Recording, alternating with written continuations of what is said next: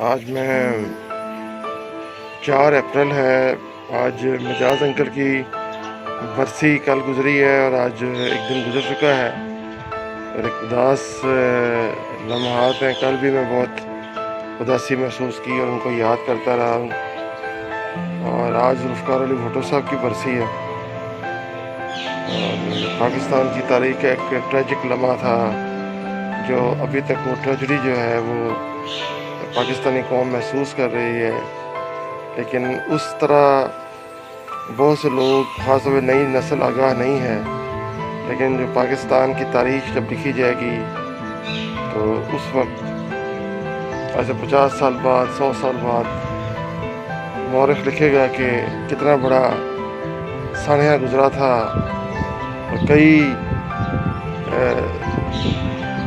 سالوں تک اس کے اثرات جو ہیں وہ لوگ اس طرح محسوس نہ کر سکے کہ کیا ہو گیا ان کے ساتھ۔ لیکن یہ ہمارا المیہ ہے، یہ ہماری قوم کا المیہ ہے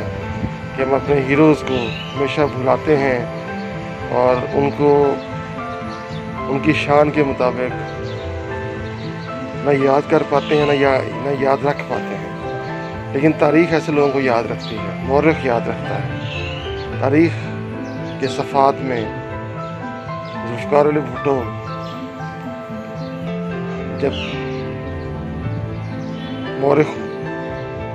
پاکستان کے حوالے سے کوئی لکھنا چاہے گا تو بھٹو صاحب ایک صفحہ نہیں ہوں گے بلکہ ایک مفصل باب ہوں گے، اور ایک باب یہ بھی ہوگا کہ بھٹو کے اس طرح عدالتی قتل کے بعد جو پاکستان پہ اثرات ہوئے وہ اس کے جائزے پہ بھی ایک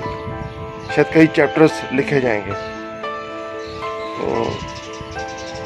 لیکن افسوس ہے کہ نئی نسل